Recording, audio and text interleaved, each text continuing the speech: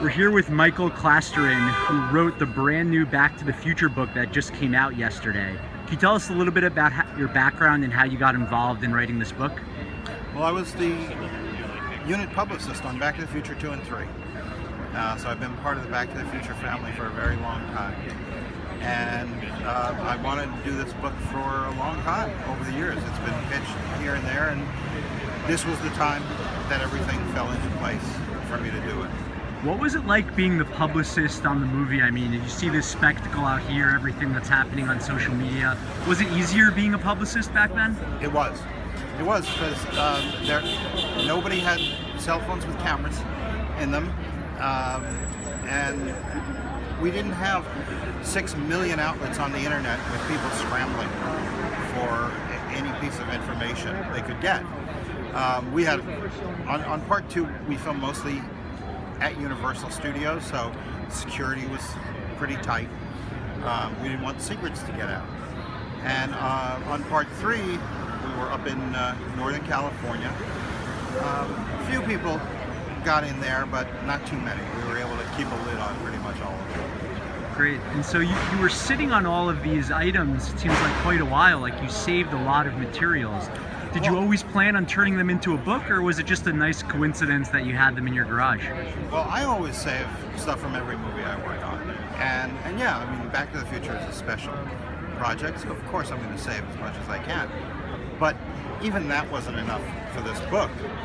Bob Gale, Bob Zemeckis, everybody opened up their archives to me to be able to get this material and photos that have never been seen before, and blueprints and sketches and diagrams and costume designs. All that stuff came from all of the artists who worked on the film, who have kept that stuff over the years, and Universal Studios let me play around in their archives too. And what have you been up to since Back to the Future 3? Well, that's a long time ago, so I've done a few movies since. Any others you want to call out?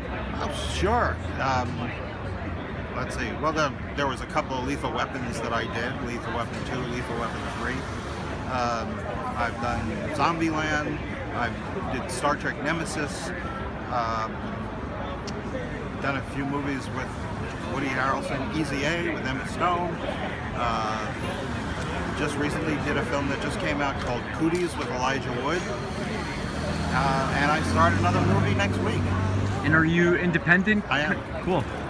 And, you know, last question, I don't want to ruin the book for everyone, but could you pick maybe one story that really stood out that kind of was a really special scenario for you as the unit publicist? It could also be a scary one where you were terrified about something leaking.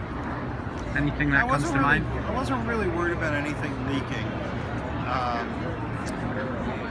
I mean, you know, they're all special.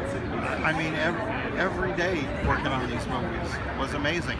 Okay, I have a small cameo in part 3 where my character's name is Townsman Number 1, and I'm walking down the street as Michael is walking towards me, and I say, "Good morning, Mr. Eastwood."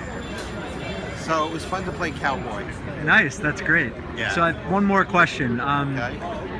What was it like dealing with the Eric Stoltz change? I wasn't there for you that. weren't there, okay. I only worked on 2 and 3. Okay, so you got to avoid all of that. Exactly. How would you have handled that?